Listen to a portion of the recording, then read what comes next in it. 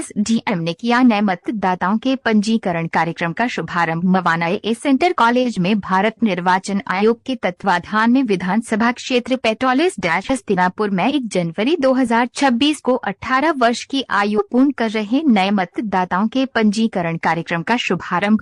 विशेष पुनरीक्षण 2026 के अंतर्गत मुख्य अतिथि उप जिलाधिकारी संतोष कुमार सिंह, तहसीलदार निरंकार सिंह व प्रधानाचार्य डॉक्टर मेघराज सिंह व स्वीप कोऑर्डिनेटर द्वारा किया गया।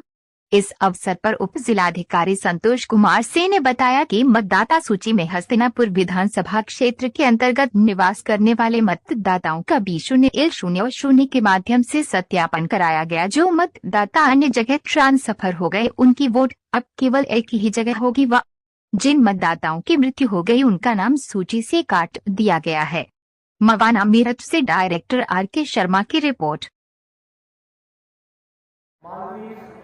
या सारे कंट्रीज जहाँ पे वोटिंग या हमारे गल्फ कंट्रीज हैं जैसे कि सऊदी अरेबिया, कतर, यूएई, ये सब डेमोक्रेसी नहीं है। यहाँ लोगों को अपनी सरकार चुनने का अधिकार नहीं है। यहाँ के जो लीडर है वो परमानेंट लीडर है। जितने अधिकार भारत के नागरिक को उपलब्ध है, जितनी स्वतंत्रता यहाँ है वहाँ किसी और कंट्री में भी स्वतंत्रता नहीं है अभी। और ये हमारे पूर्वजों की विरासत है, उनकी मेहनत है। उन्होंने हमें ऐसे लोकतंत्र को हमारे बनाया, संभाला और हमारी जिम्मेदारी है कि हम इसका हिस्सा बने और अपने आने वाली जनरेशन को दें। इसी में जो सर ने बताया, जो अभी हम नए वोटर, नए इलेक्टर्स इनरोल कर रहे हैं, जो 18 साल से हमारे 18 साल जिन्होंने 1 जनवरी 2026 को पूरी कर ली है, उनको हमें जोड़ना है जब नेक्स्ट इलेक्शन होगा, ताकि वो वोट कर सकें। इसमें मैं आपको बता दूं, कितने लोगों को पता है कि फॉर्म 6 भरना होता है नया वोटर बनने के लिए? हेलो, कितने लोगों को पता है कि वोटर बनने के लिए क्या करना होता है?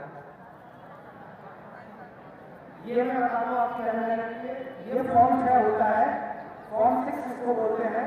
कोई भी अगर नया वोटर हिंदुस्तान में बनेगा तो इस फॉर्म के जरिए बनता है।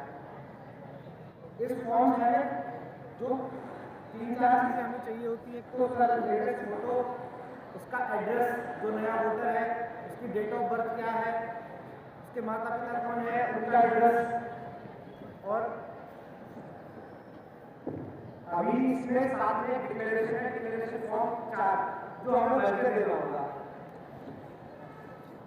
ये फॉर्म कैसे भरा जाता है, कब क्या किस चीज की जरूरत है, उसके लिए हमारी लेबर यहाँ आपके हर हमारी जो मतदाता सूची है उसमें ऐसे वोटर होगा जो वास्तव में वोटर नहीं है, उनको छांट के अलग करना और शुद्ध मतदाता सूची तैयार करना। जैसे आप यूँ समझ लीजिए कि जो टॉक्सिक एलिमेंट है उसको अलग करना, जिससे शरीर हमारा शुद्ध रहता है। वैसे ही स्वस्थ लोकतंत्र के लिए सबसे पहला काम होता है वोटर लिस्ट बनाना। अगर वोटर लिस्ट शुद्ध होगा तो सही मतदाता होंगे, सही मतदाता सही प्रतिनिधियों का चुनाव करेंगे और सही लोकतंत्र विकसित होगा।